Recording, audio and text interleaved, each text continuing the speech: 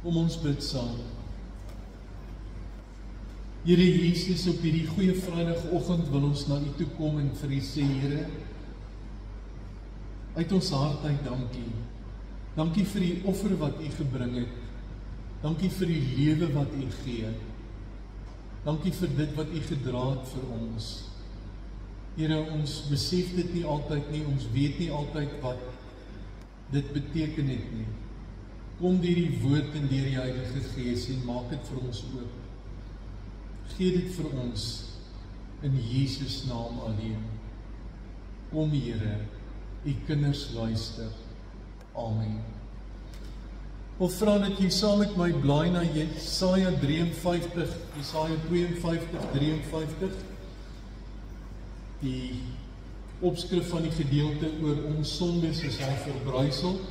Jesaja 52 vers 13 en Jesaja 53.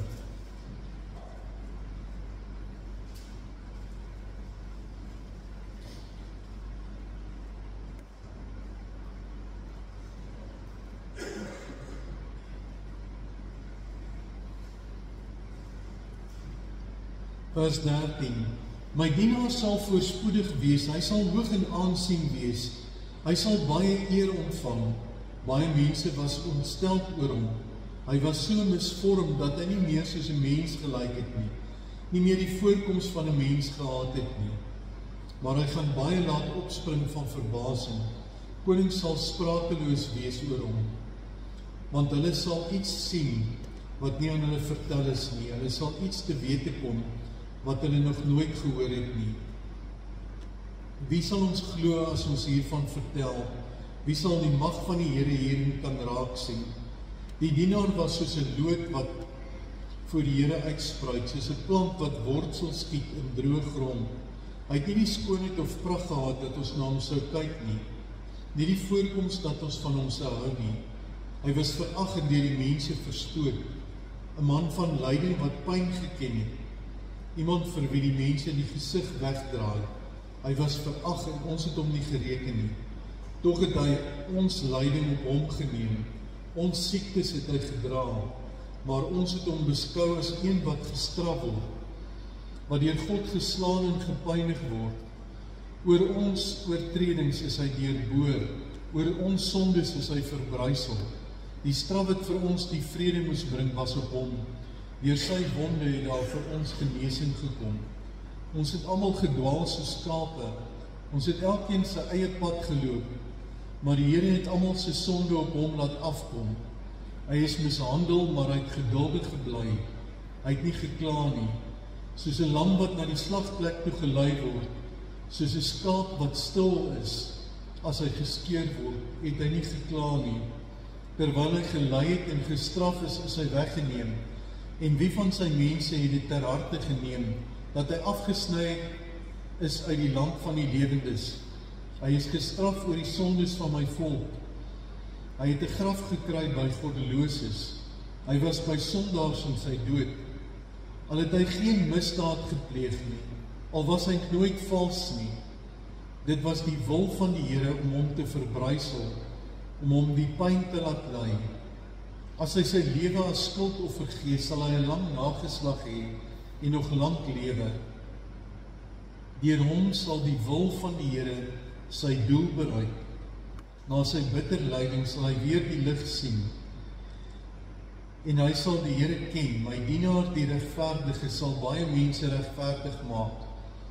Hy sal die straf vir hulle sonde dra. Daarom gee ek hom 'n ereplek onder die grootes. Hy sal saam met die magtiges die oorwinning vier, omdat hy hom in die dood oorgegee het en as 'n misdadiger beskou is, omdat hy die sondes van baie op hom geneem het en vir oortreders gebid het. Ons lees nou daartoe. As 'n mens nou eerlik wil wees, dan is daar 'n klomp goed deur mekaar. Daar's 'n klomp goed wat verkeerd loop. Daar's 'n klomp goed wat sleg is. En die punt is, iemand moet verantwoordelikheid daarvoor aanvaar. Ons leef in 'n kultuur en in 'n wêreld waar ons geleer het om mekaar die vingers te wys. Al is dit die rekenaar wat van lyn is, of Eskom wat nie krag het nie, of die water wat afgesny is, of iemand anderster wat iets veroorsaak het. Dis net nie ek nie. Niemand wil verantwoordelikheid aanvaar vir die situasie waarin ons is nie. Niemand wil verantwoordelikheid aanvaar vir die gemors waarmee ons leef nie. Niemand nie. Tot God kom. Tot God kom en sê, maar hy gaan dit nie so los nie. Hy gaan verantwoordelikheid aanvaar vir die gemors wat daar is, en hy het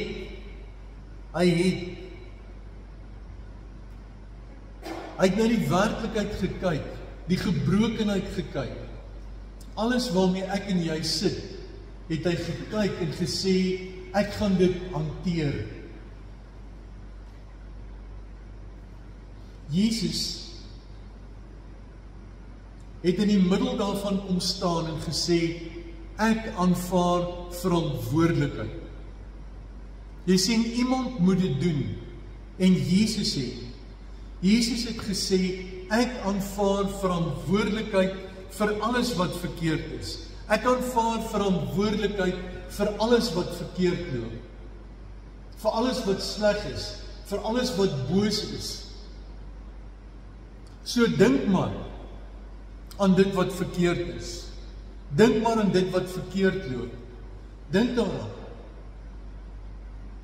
En besef dat Jesus kom en sê, ek aanvaar verantwoordelikheid. Jesus het nie net dit gesê nie. Hy het daai keuse gemaak. Hy het daai keuse gemaak toe hy in die posisie van die seun van God in die hemel was. Het hy daai keuse gemaak om verantwoordelikheid te aanvaar vir alles. Hy wat geen rol gespeel het in die gebrokenheid. Hy wat nie betrek is by enigiets negatief nie. Hy wat niks te doen gehad het met wat verkeerd geloop het nie. Hy kom en hy kom sê, ek aanvaar verantwoordelikheid. Dis 'n woord wat ons baie min deesdae hoor. Tensy iemand redelik vies is, sê hy nie maklik, ek aanvaar verantwoordelikheid. Ons is geneig om dit af te skuif. En Jesus kom en hy kom staan in die middel. En hy sê, maar ek aanvaar verantwoordelikheid. Dis nou my verantwoordelikheid. Nie meer julle sin. Jy sien, dit sou lekker gewees het, as daar 'n uitgesoekte klompie mense was, wat ons kon etiketeer, 'n kaartjie om hulle nek sit, 'n pin op hulle sit en sê, dis hulle skuld. Want dan is dit maklik, dan is dit nie ek nie. Dan is dit maklik. Ek hoef nie verantwoordelikheid te aanvaar nie. Maar ek hoef nie. Al is dit ook my skuld, al het ek deel daarin. Nie een van ons is onskuldig nie. Kom Jesus en hy sê, maar ek aanvaar verantwoordelikheid. Dit beteken dat alles wat verkeerd is in die lewe, raak Jesus se skuld. Dit raak sy skuld. Hy het uit sy troonposisie uitgestap. En hy het aan die beskuldigde bank gaan staan. En hy het gesê, ek aanvaar dit. Ek aanvaar dit. Toe hy as mens kom,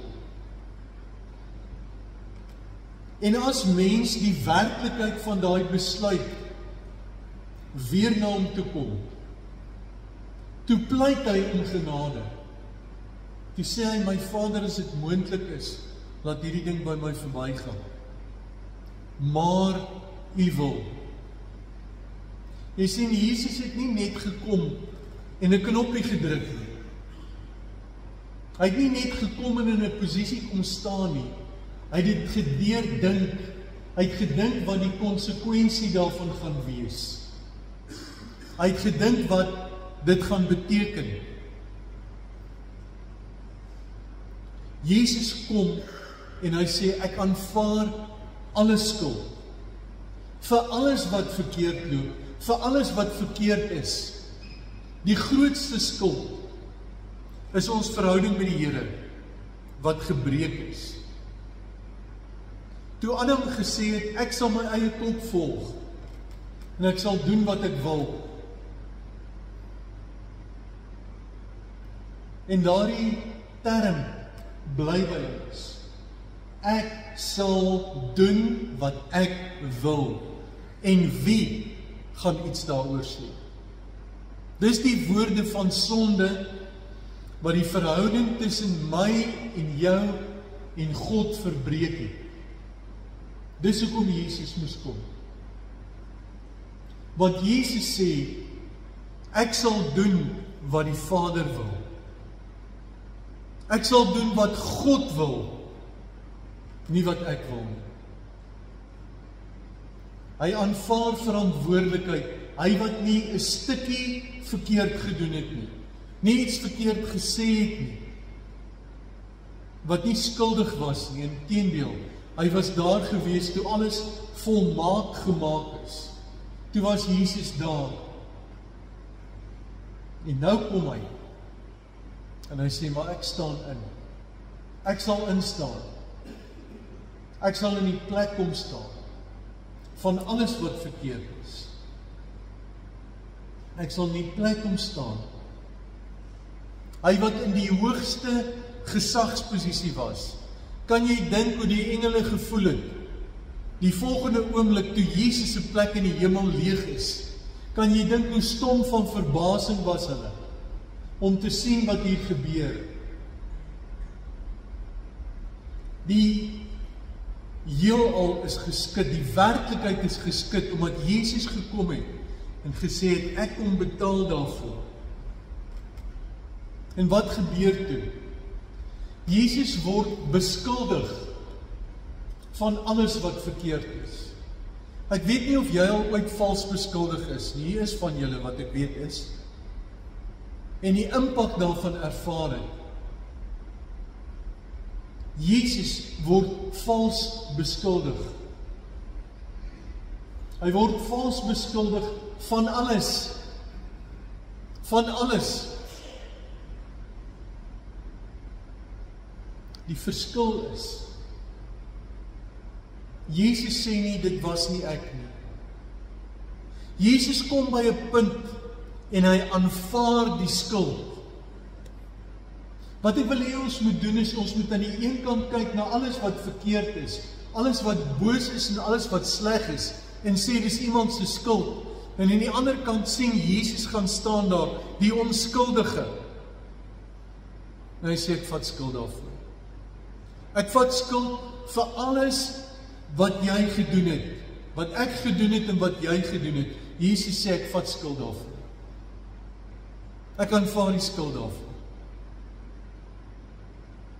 Ek vat dit asof dit my skuld is, en nou raak dit Jesus se skuld. Dit raak sy skuld. En Jesus lei in die gees. Hy lei in die gees, want hy doen afstand van sy posisie. Dis baie moeilik om van jou posisie afstand te doen, as jy gewoond is om in 'n gesagsposisie te staan, om terug te staan. Van julle wat ouer is en julle kinders verantwoordelikheid gegee het om oor te neem, weet waarvan ek praat. Jy moet nou jou kind verantwoordelikheid laat aanvaar en jy staan terug. Dis moeilik. Jesus staan terug. Hy staan terug en hy gee die verantwoordelikheid oor. En hy sê, ek dra nie meer die verantwoordelikheid van om in beheer te wees. Ek dra die verantwoordelikheid van die skuld. En hy gee oor. Hy ontneem hom sy eie posisie. Hy lei sielkundig. Ek weet nie of jy ooit al gesukkel het met skuldgevoelens nie. Kan jy dink wanneer Jesus moes gaan? Vir elke ding wat op aarde verkeerd is, het hy die skuld gekry. Kan jy dink hoe erg dit vir hom was? Om skuldig te voel vir alles. Vir alles.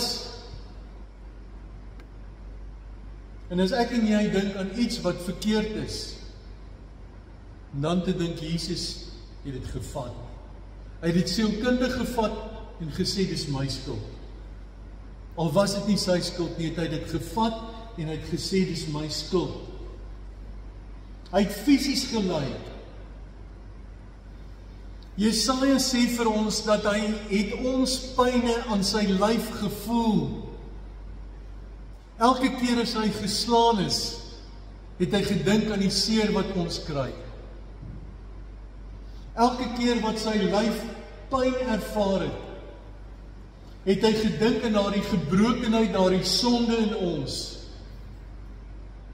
Elke keer as hy dink aan daardie straf wat oor hom afgekondig is, dan dink hy, dit bring herstel vir sonde, vir gebrokenheid. Hy het fisies aan sy lyf gevoel wat dit beteken vir elke ding wat ek en jy verkeerd doen en verkeerd gedoen het. Hy het dit aan sy lyf gevoel, sê die Bybel. Deur sy wonde het daar vir ons genesing gekom. En die straf vir ons sonde het op hom gekom. Hy het dit gevoel, fisies aan sy lyf. Hy weet wat dit beteken.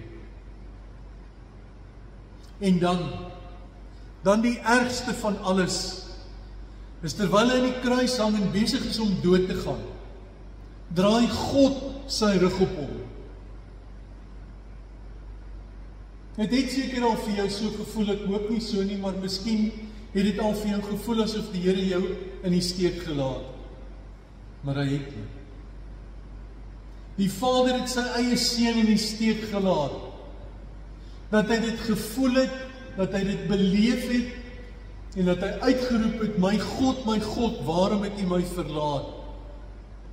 Sodat ons dit nooit hoef te ervaar nie. Het maak nie saak hoe alleen jy voel nie. Maak nie saak hoe sleg jy voel nie. God is daar. Sien jou raak. Sien jou raak. Maak nie saak hoe stikkend jou situasie is nie. Daar's betaal daarvoor. Jesus het verantwoordelikheid daarvoor aanvaar. Toe Jesus sterf, lees ons in Johannes dat hy die Griekse woord tetelestai sê, wat beteken dit is klaar gemaak, dis afgehandel, dis betaal. Daarom kyk na alles wat stikkend is, wat gebroken is, wat verkeerd loop, wat jy nie kan hanteer nie, en weet dat Jesus se woorde daaroor staan. Dis afgehandel.